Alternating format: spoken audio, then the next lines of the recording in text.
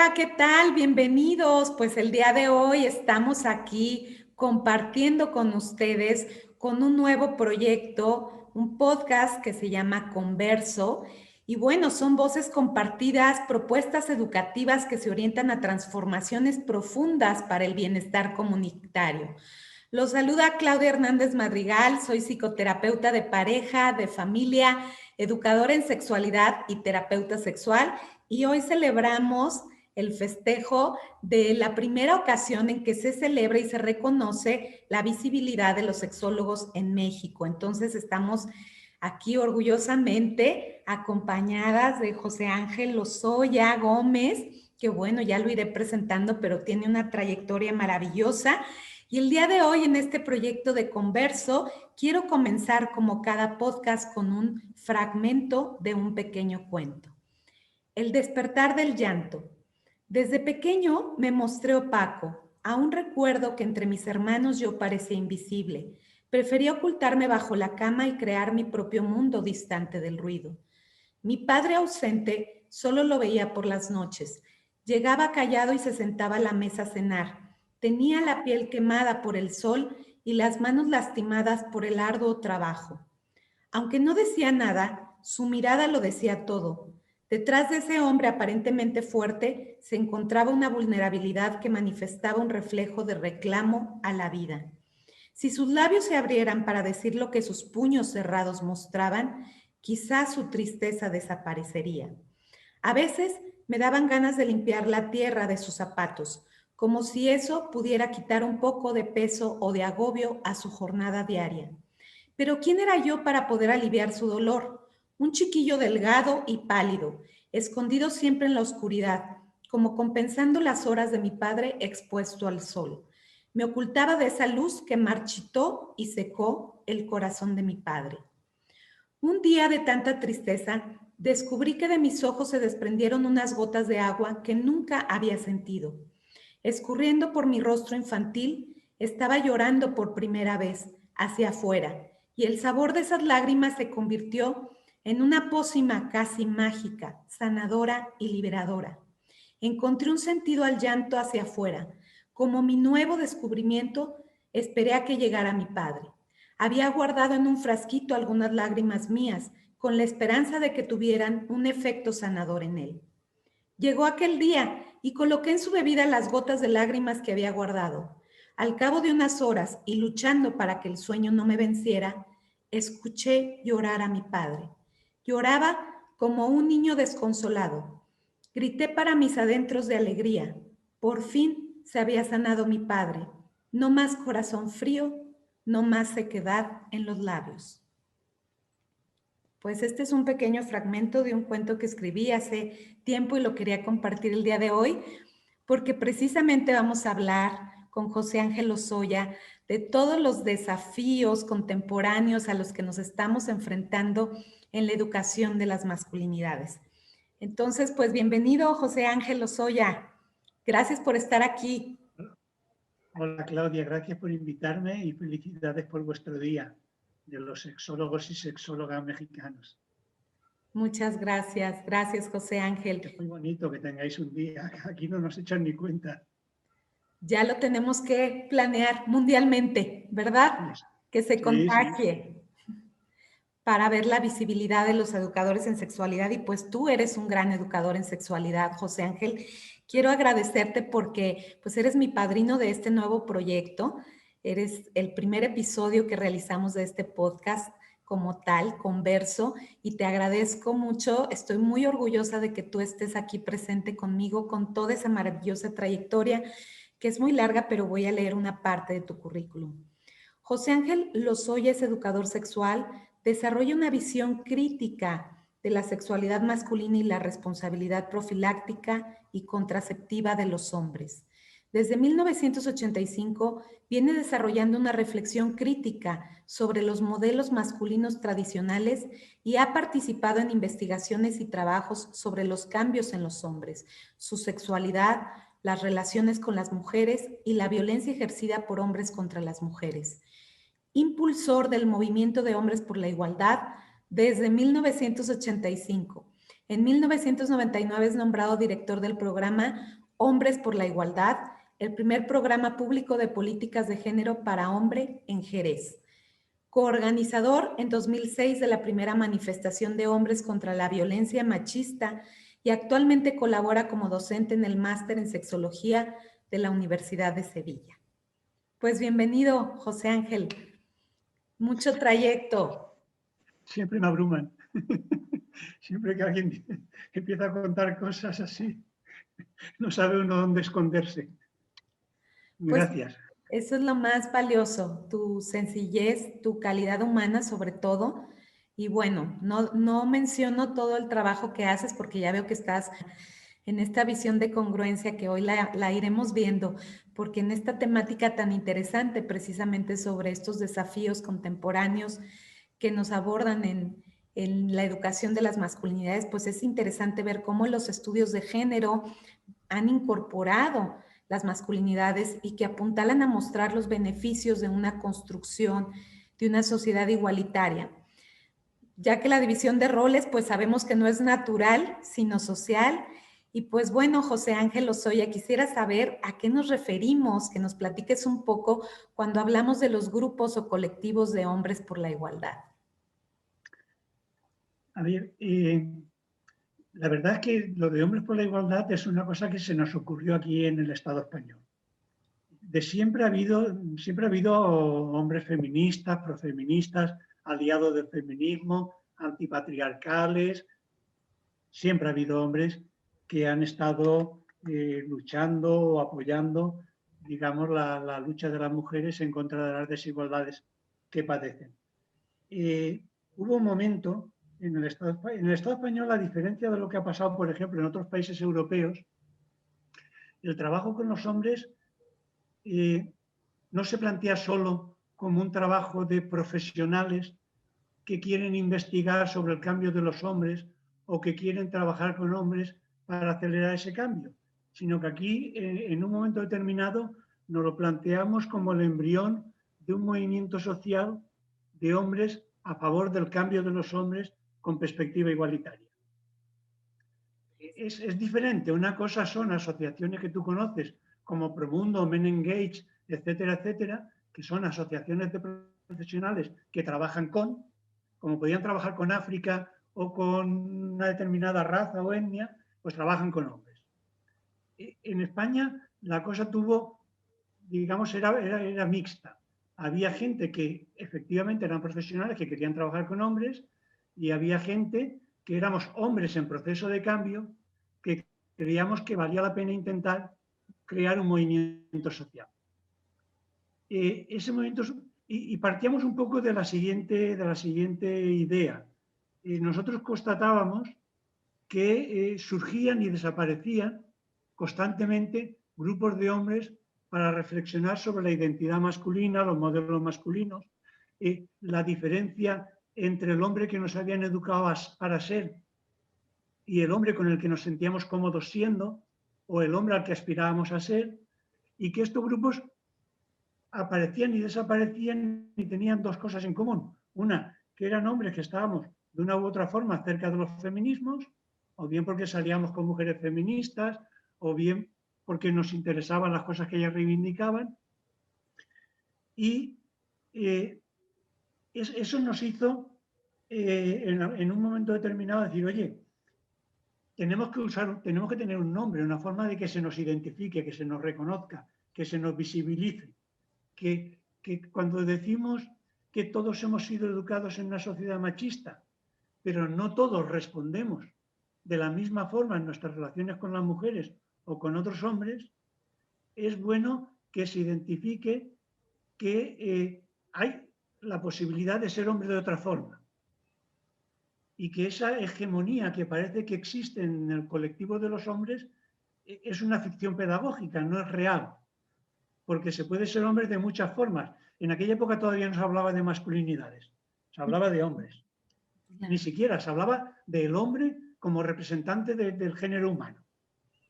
Entonces, había que hablar de hombres, entendido como personas del sexo masculino o de varones, de machos de la especie humana, y había que hablar de diferentes tipos de hombres. Y que cada tipo de hombres dijera cuál era su ideología, qué era lo que defendía y cómo podíamos identificarlos. Claro, cuando salimos nosotros diciendo otras cosas, estamos rompiendo la unidad monolítica de los hombres como colectivo. Claro. Estamos diciendo ese colectivo que representa el poder no está tan unido como parece, está fracturado y, aunque seamos muy minoritarios, no somos anecdóticos, somos históricamente importantes. Si a eso le acompañas la idea de que somos quizás uno de los primeros colectivos, vamos a decir, opresores, que se manifiesta dispuesto a renunciar a sus privilegios, pues ya somos una novedad histórica absoluta. Claro. Y tenemos que tener un nombre. Y entonces nos planteamos cómo llamarnos. Cuando a partir de unas jornadas que yo monto en Jerez en 2001, consigo que se reúnan en Jerez todos los grupos de hombres que había en el Estado español, de alguna forma nos sirve para tomar conciencia de que somos algo más que grupos aislados y que necesitamos un nombre que nos represente. Y entonces estuvimos barajando muchos nombres. Estuvimos diciendo hombres profeministas, hombres antipatriarcales, antisexistas, antimachistas. Y los de Hombres por la Igualdad nos gustó por dos cosas.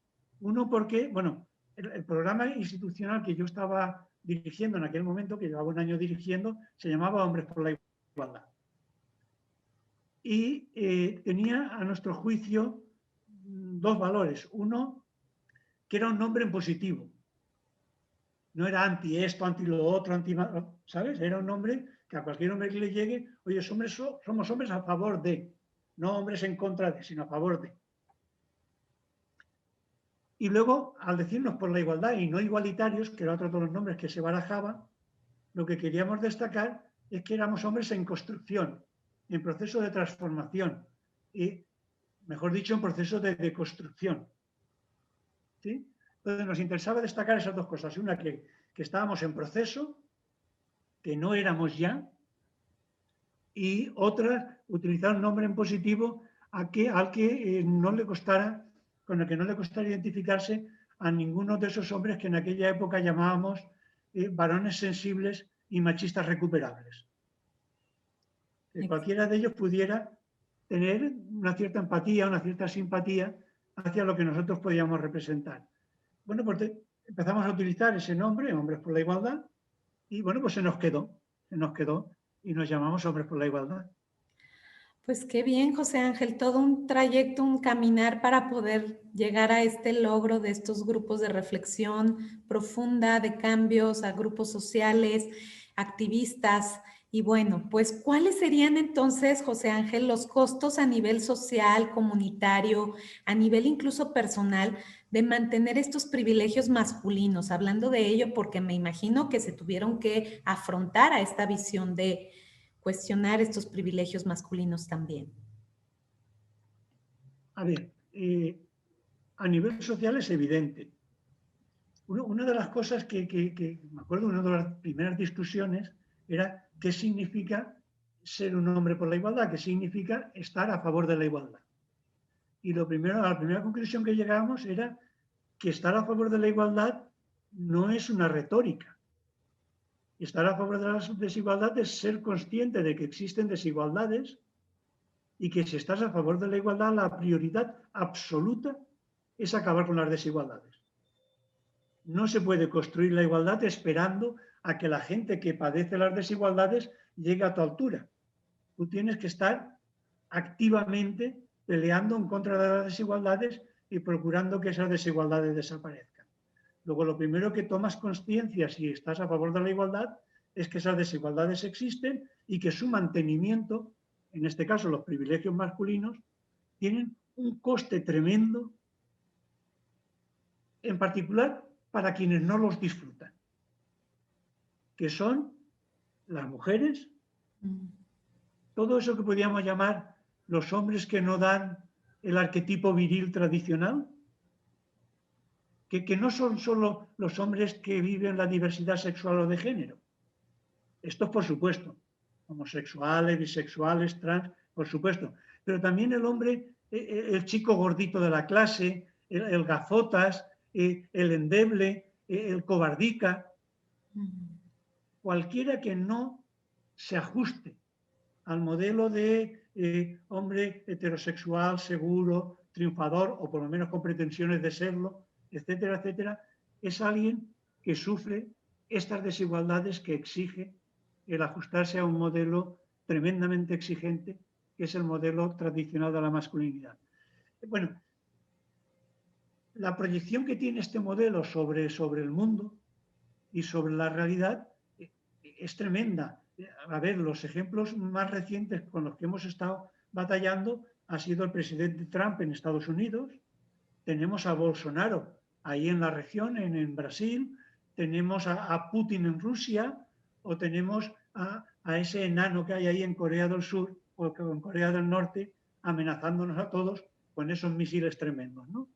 Es decir, que el coste que supone esa masculinidad depredadora de la naturaleza, de todo, de todos los que no están a su altura, que no pertenecen a su clase social, a su élite, es tremendo. Luego, acabar con ese modelo de cuanto más mejor, eso es imprescindible. Digamos que a la humanidad le va la supervivencia en ello, a nivel, digamos, absolutamente social. A nivel personal, es que es claro, es que, a ver, ir de macho por la vida, tratar de ser un hombre en lo social y en lo personal, a nosotros nos socializan con una violencia tremenda. El no poder llorar, el tener que... Yo he visto niños que han llegado llorando del colegio y el padre les ha pegado y les ha dicho que mañana tienen que venir diciéndole que él le ha pegado al niño que le pegó en el colegio.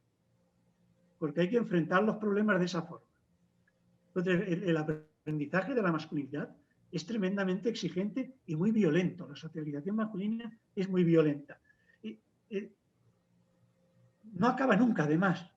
Tú puedes ser un hombre absolutamente modélico desde el punto de vista tradicional toda la vida, que como a los 60, 70 o 80 años, qué sé yo, se te ocurra un día ser curioso y tener relaciones sexuales con otro hombre, tú para el común de los mortales te has pegado toda la vida escondido en el armario y por fin te atreves a salir, ¿vale? No hay capacidad de evolución, es una cosa absolutamente cerrada. Pero podemos decir que de alguna forma el esfuerzo socializador parece que se acaba en el momento en que uno ha interiorizado hasta tal punto las normas que se convierte en policía de su propia conducta. Ya no hace falta que te digan cómo tienes que ser, porque tú te censuras, te autocensuras y te reprimes cada vez que el cuerpo te pide ser de otra forma. Entonces, el coste en lo personal no solo se traduce en la estadística, en el hecho de que, por ejemplo, en Andalucía, la comunidad en la que yo vivo, aquí en el sur de España, los hombres morimos 6 años antes que las mujeres, sin que haya ninguna explicación genética ni biológica que lo explique. Que sabemos que morimos 6 años antes porque las conductas de riesgo en las que vamos creciendo nos llevan a enfermar y a morir prematuramente. Ese es un costo sencillo de ver, sencillo de mostrar, que yo muchas veces lo digo en las charlas. Hombre, a un chaval de 20 años eso le puede dar igual. A mi edad, yo por 6 años más mato, ¿eh? Claro. O sea que es que son muy importantes. No, hay otro que para mí es mucho más importante. Es la socialización de la masculinidad se construye sobre la pérdida de la capacidad de cada niño para poder decidir quién quiere ser y cómo quiere ser. Si quiere ser más competitivo o menos, más sensible o menos, heterosexual, homosexual o qué sé yo, es lo que tiene de limitación de la libertad individual. No somos lo que potencialmente podemos ser, no nos dejan ser lo que podemos ser, y además nos han enseñado a ser nosotros los que reprimamos lo que queremos ser cada vez que notamos que pone en duda el modelo por el que se nos está reconociendo y por el que se supone que gozamos de prestigio social y reconocimiento entre nuestros iguales.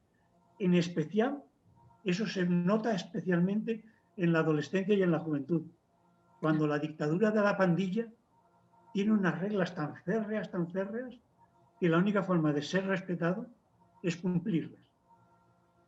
Y Pues, al final de cuentas se van desdibujando y perdiendo en su identidad, en su ser, porque es como un modelo impuesto al que tienen que seguir, reprimiendo inclusive sus estados emocionales, sus sentimientos, sus ideales, sus proyectos de vida, sus gustos y necesidades también.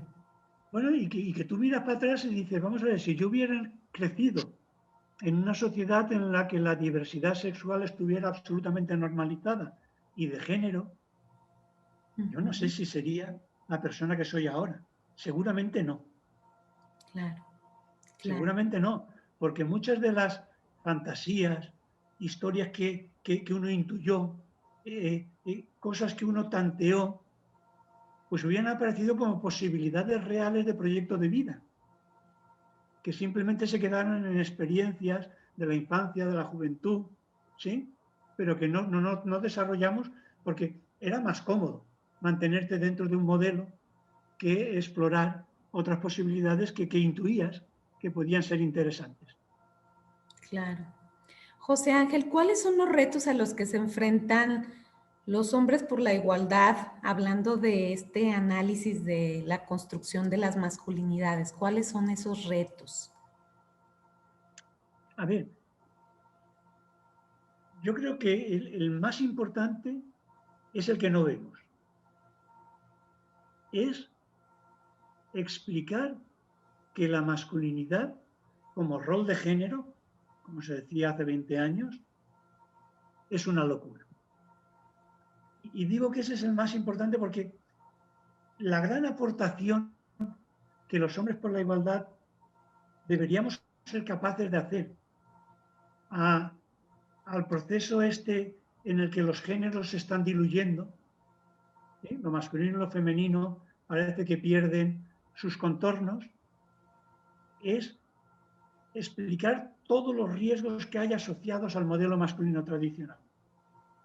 Y lo señalo porque llevo ya 30 años señalándolo, llevo 30 años diciendo, la pista me la dio un trabajo de la Organización Mundial de la Salud, que viendo un poco esa diferencia de expectativas de vida que teníamos hombres y mujeres, esa brecha de 6 años de la que te hablaba antes, la Organización Mundial de la Salud decía hace 20 años que en 20 años esa brecha se habría reducido bastante.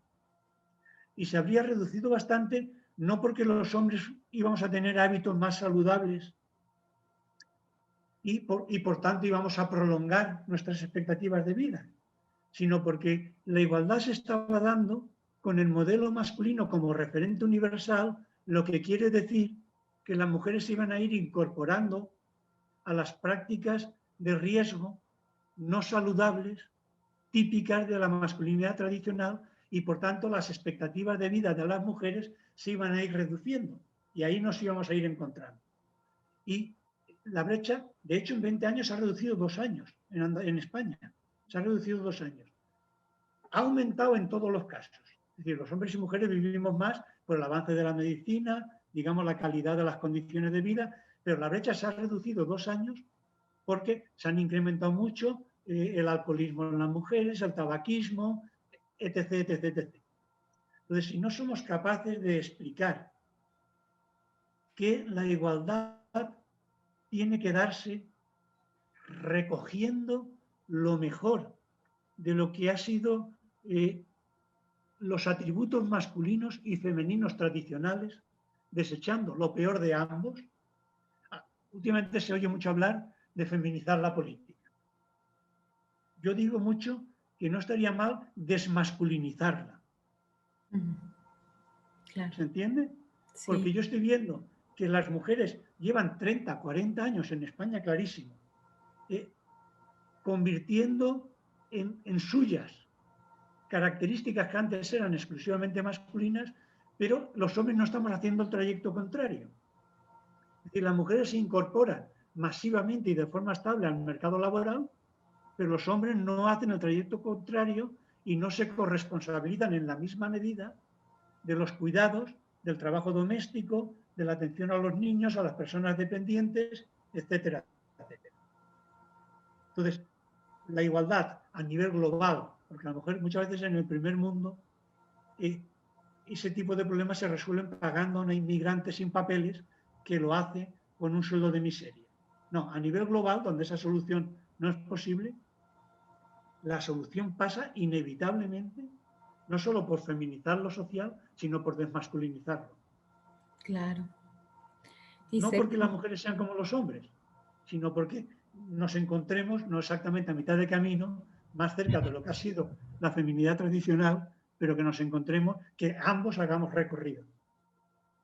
Claro. Eso es lo más difícil, porque luego todo lo demás es ir parcela por parcela. Te pongo un ejemplo cuando digo parcela por parcela. Hablando siempre de España, que es lo que conozco mejor.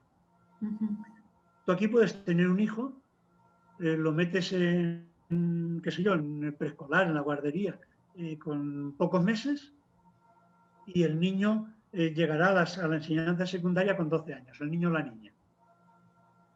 Y en esos 12 años de escolarización es más que probable, la inmensa mayoría de las criaturas no han tenido nunca un maestro, siempre han tenido maestras.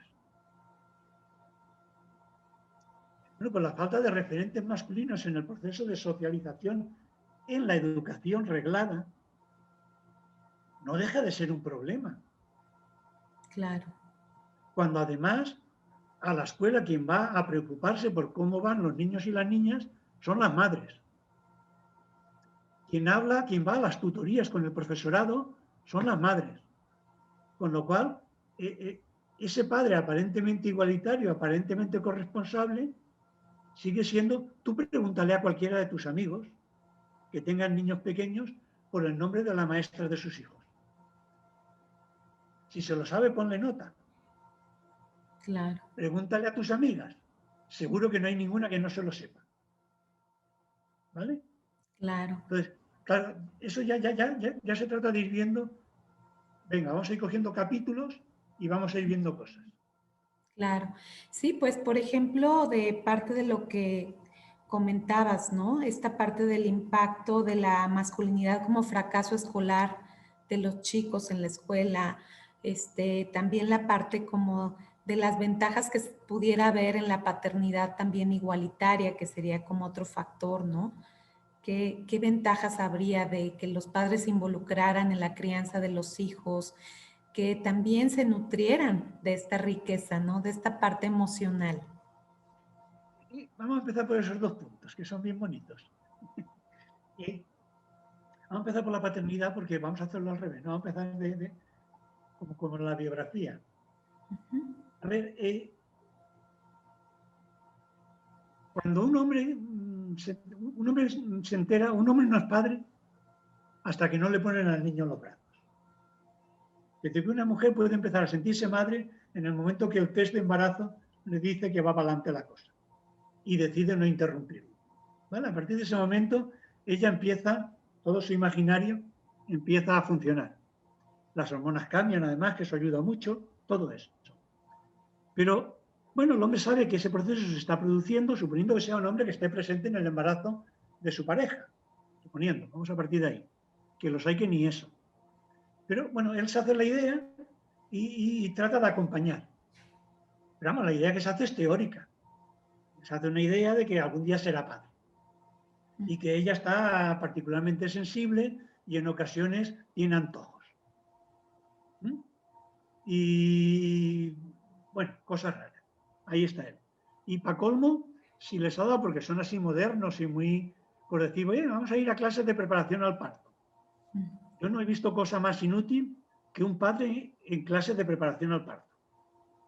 Que es que de verdad, no sé qué pinta ahí. Porque desde luego soplar la vela no sirve de nada que la sople. O sea que aprender a respirar a él no le sirve de nada porque él no va a estar pariendo. Bueno, sí, la acompaña. En fin, el apoyo moral, que siempre es una cosa que se agradece, ¿no? Siempre es bueno tener una mano amiga. Pero en lugar de estar tomando clases de puericultura, de atención al bebé en los primeros tiempos, de cómo hacerte cargo de la casa las primeras semanas, que posiblemente, si el parto no va estupendamente, tu pareja no esté en condiciones de hacerse cargo y tú tengas que asumir toda la intendencia y el cuidado de esa criatura. No, él está yendo a clases en las que a ella la preparan para un parto que encima normalmente se va a producir en un hospital, posiblemente con anestesia, y la propia preparación al parto a ella solo la ha servido para ir mentalizándose.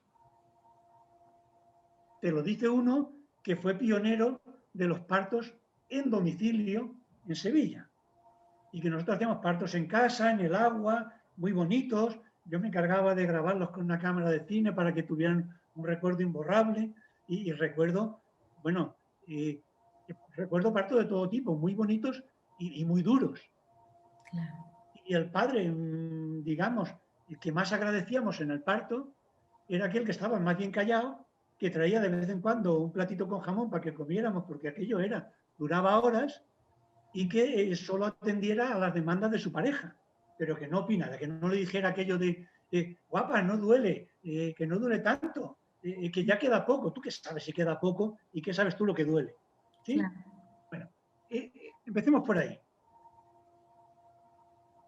No obstante, es bueno que él quiera estar presente en todo y que corte el cordón umbilical con la tijera, muy bueno, y que coja a la criatura.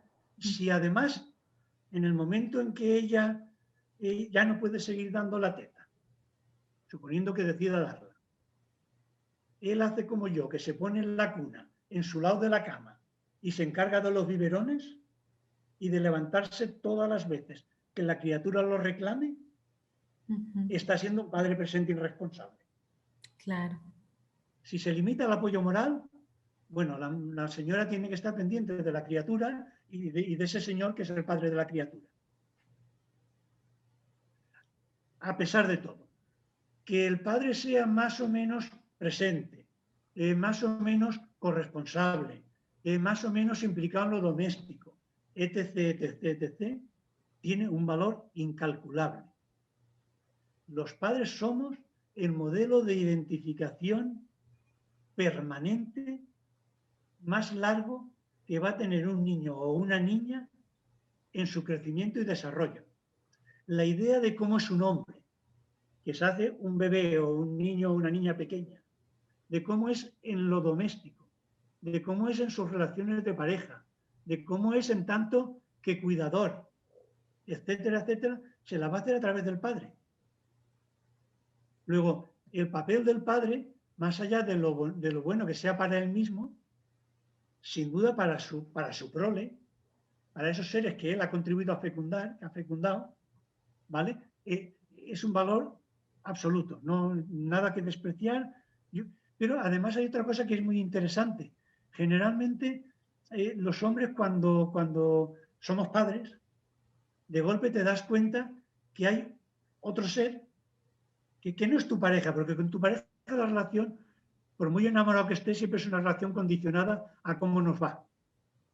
Claro. Pero ahora no, ahora llega un ser que depende de ti mientras vivas, en principio, con independencia de si te sigue el rollo o no te lo sigue. Y ese saber que ese ser depende de ti, no solo tiene que ver en lo que tú quieres ser como modelo, tiene que ver en que tú tienes que garantizarle la comida, la seguridad, un lugar donde vivir, con lo cual, si hablo de mí, a mí se me acabó la tontería de cambiar de trabajo cada 6 meses, yo me tuve que plantear la necesidad de tener un salario razonablemente estable, se me acabaron, dejé de asumir montones y montones de conductas de riesgo a las que era muy aficionado porque me gustaba la adrenalina, porque claro, si yo faltaba, a quien dejaba huérfano era la criatura, no a mí que al fin y al cabo me lo había buscado. ¿Sí? Entonces, es un momento en que los hombres tienen una predisposición a reflexionar sobre la masculinidad y el lugar de la masculinidad como nunca antes.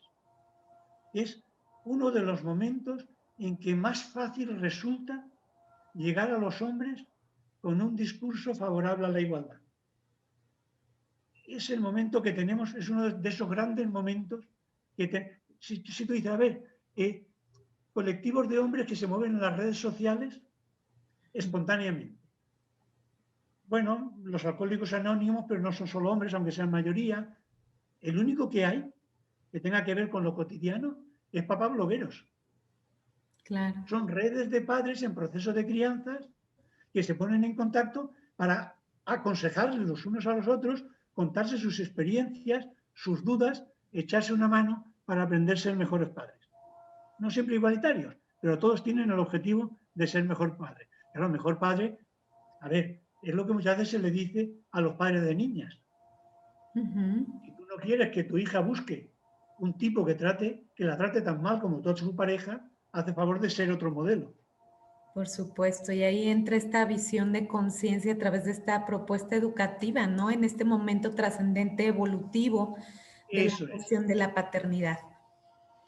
eso es. Y luego la otra parte que tú me apuntabas que era la del fracaso escolar. Mira, hay una cosa, yo eso lo descubrí cuando mi hijo tuvo la edad en la que eso empezó a preocuparme, ¿no? Y era que al acabar la educación secundaria en España, la diferencia de fracaso escolar entre niñas y niños es 10 puntos por debajo de las niñas de los niños. Los niños fracasan 10 puntos más que las niñas al acabar la secundaria, antes de estudiar el bachillerato y ir a la universidad. Ya hay 10 puntos de diferencia. Y claro, la pregunta es ¿por qué?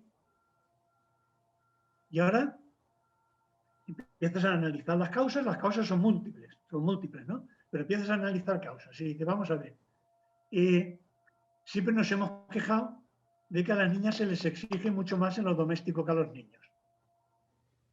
Pero demuestra que esa atención a dejar la cama hecha, a la limpieza, al aseo, etcétera, etcétera, se ve reflejado en la libreta en la que toman nota en clase, en la que toman apuntes, ese orden, esa limpieza, esa claridad, esa capacidad de saber qué es lo que hay ahí.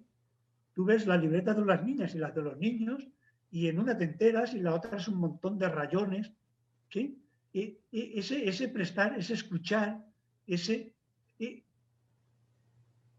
punto que tiene su parte positiva y negativa de ser buena en clase. Digo que tiene su parte positiva y negativa porque la negativa es que a veces son un poco demasiado dóciles, ¿no? Y tendría que ser un poco más malas y más traviesas.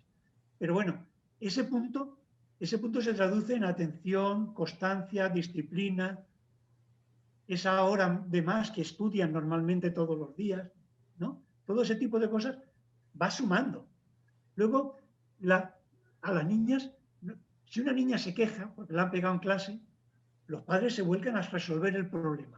Hablan con la profesora, van a clase, vale. Nunca va a clase o casi nunca. Los padres van a clase porque al niño lo hayan pegado. Es muy raro. A no ser que le hayan pegado mucho y a no ser que haya sido una cosa dramática. Pero ir a decir, oye, no, que a mi niño le han pegado. También es cosa de niños, ¿vale? Y desde el feminismo se ha dicho muchas veces aquello de a los niños se les da antes autonomía porque se les deja ir antes solos al colegio. Hombre, verás, yo no sé, tú creo que vives en DF, ¿no? Si ir solo al colegio implica pasar 2 avenidas con mucho tráfico a los 6 o 7 o 8 años, eso no es autonomía, eso es desamparo. Claro, claro. ¿Sí? Entonces, claro, si yo a la niña la protejo más y le demuestro que estoy más dispuesto a escucharla y a ayudarla, es más fácil que la niña me pida ayuda que me la pida el niño a que lo estoy educando para que se busque la vida. Por supuesto. Con lo cual, luego están las expectativas. Yo no sé ahora exactamente cómo está la cosa en México, pero al menos a mi generación, a los niños nos educaron a que da igual lo que tú estudies, que tú tienes ser capaz de encontrar un trabajo que te sirva para mantener a la familia. Mientras que las niñas llegó a ser una reivindicación feminista. tenían que tener derecho a decidir si querían ser amas de casa o trabajar en la calle. ¿Vale? Eso quiere decir que el futuro del niño está marcado como proveedor. Es aquello de las niñas pueden ser, pero los niños tienen que ser. El tener que ser es una losa que a veces pesa mucho. Claro, una cuestión impuesta. El poder ser es algo que te abre todas las posibilidades de hacer aquello. Tú puedes ser lo que tú quieras. Eso es lo que yo quisiera que me hubieran dicho a mí de niño. Tú puedes ser lo que tú quieras, lo que te propongas, ¿vale? Eso a mí me da un ánimo que no veas. No es que aunque no me guste, aunque no quiera ser, yo tengo que ser. Pues, si te das cuenta, son todo mensajes. Quiero decir, por ejemplo, aquí en España, las mujeres de mi generación se lamentan de que en las casas en las que eran varios hermanos y había pocos recursos, si solo se podía pagar estudios a dos, por ejemplo, se pagaban estudios de los niños. Porque la niña, como iba a casarse y la mantendría su marido, no hacía falta que estudiara. Claro, las mujeres de mi generación eso no lo perdonan. Y eso a sus hijas no les pasa. Claro. Con lo cual, pero además eso se une a otra cosa. Un hombre puede trabajar de cualquier cosa. Una niña solo podía ser asistenta doméstica, bueno, prácticamente es esposa o prostituta. Prácticamente eran las tres salidas. La única forma de tener autonomía económica para no depender de era estudiar. Claro. Con lo cual, la presión de las familias europeas desde el principio de los 90, especialmente por parte de los padres, aunque obviamente también de las madres, era mucho mayor sobre las niñas para que estudiaran que sobre los niños. Claro. De hecho, Tú y yo sabemos lo importante que son las expectativas del profesorado y de los padres para el éxito académico.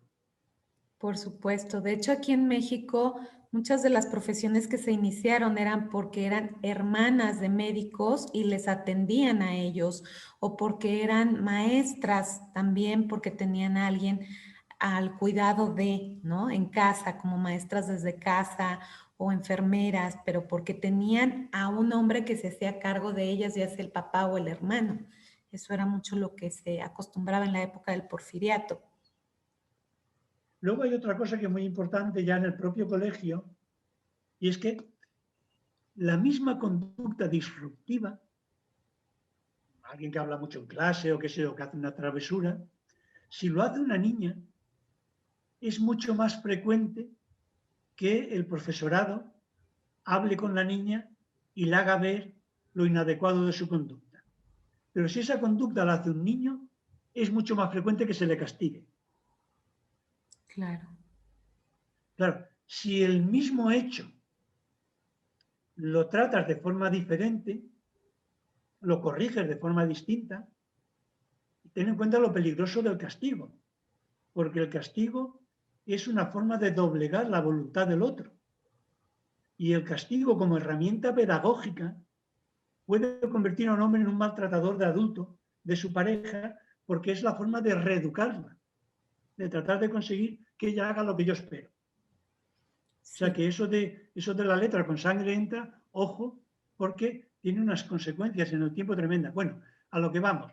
Si el profesorado tiene las expectativas puestas en un mayor rendimiento económico de las niñas, académico de las niñas, lo que quiere decir menor de los niños, piensa que las niñas son más dóciles y los niños más disruptivos y por tanto a los niños hay que tratarlos con más dureza, eso provoca en los niños un desinterés por lo que ocurre en el aula tremendo. Tremendo.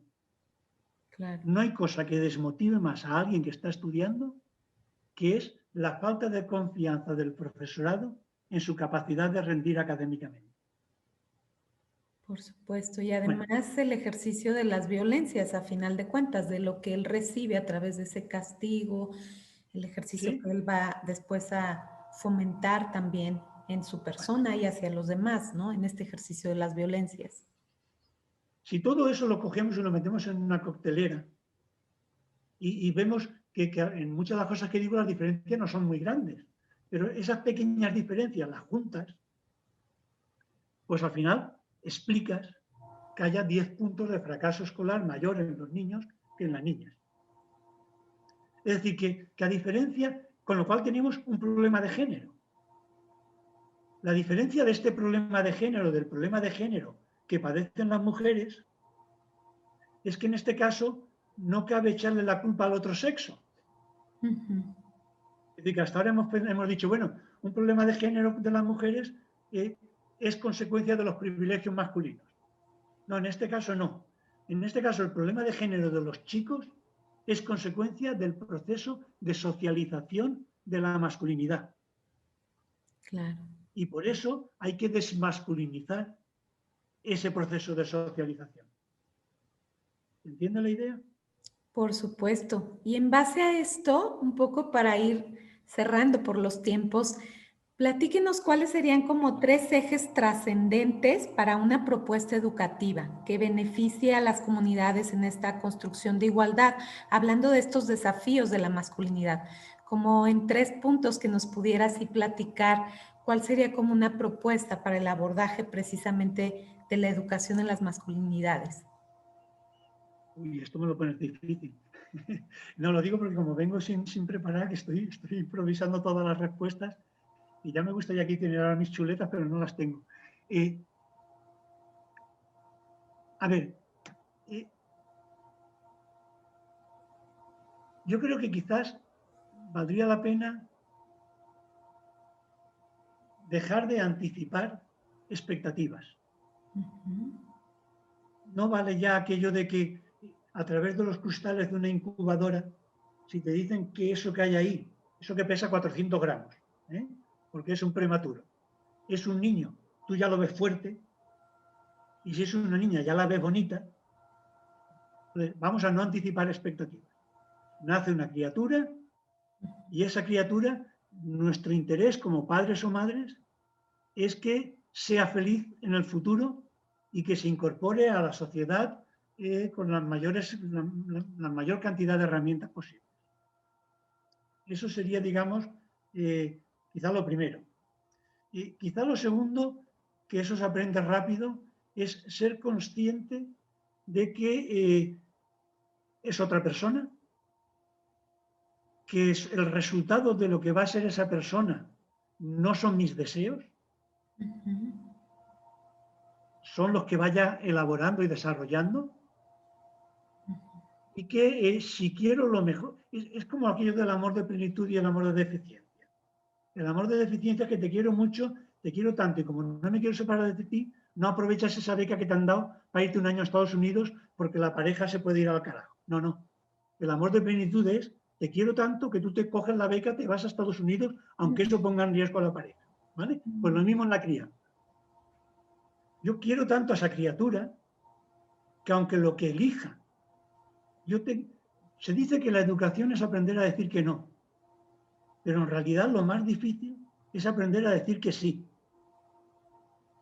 Esa criatura tiene una orientación del deseo determinada, tiene una orientación de género determinada, tiene unas... potenciarlo. Es potenciarlo y estar dispuesto a recogerlo si cae. Y Claro. eso es lo más complicado. ¿Sí?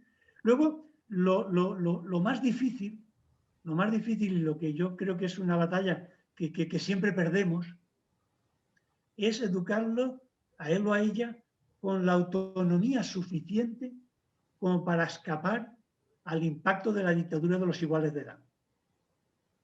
En el momento que esa criatura entra en el colegio, aunque sea en el preescolar, aunque sea en la guardería, el peso de la opinión de los iguales de edad va a ir creciendo hasta la adultez en detrimento de la influencia de padres y madres.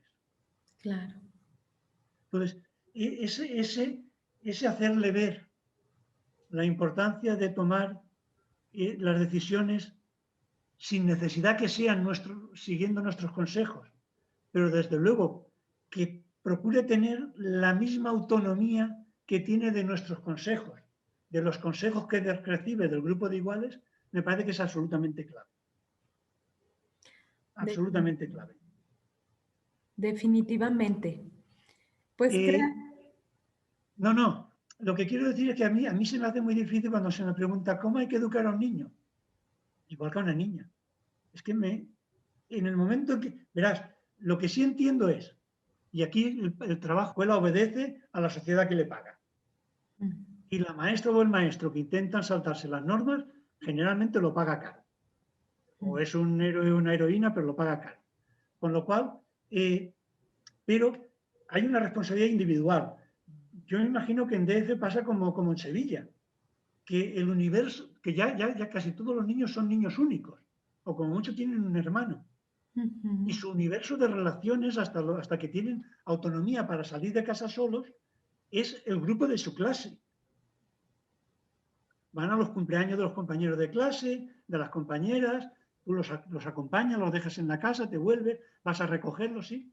Y claro, cada niño lo educa a su familia, pero quien lo educa realmente es la clase, es el grupo de iguales. El único adulto con autoridad moral para ser escuchado por todo el grupo de iguales es el maestro o maestra. Y el maestro o maestra que olvida que es el único adulto capaz de lanzar mensajes en valores que lleguen y tengan peso en todo el grupo de iguales, yo creo que debería dedicarse a otra cosa. claro, una responsabilidad muy grande y sobre todo, bueno, pues en este día que hablamos sobre la educación de la sexualidad, qué mejor manera de concluir esta temática y de haberlo tenido aquí con nosotros para podernos ampliar estos puntos y poder ver la importancia y la trascendencia de seguir construyendo, co-construyendo, coeducando de manera también igualitaria e integral. Muchas gracias, José Ángel Lozoya, por tu participación, por estar aquí presente y por estos mensajes que nos dejas. Si nos dices en dónde te pueden localizar, en tus redes sociales.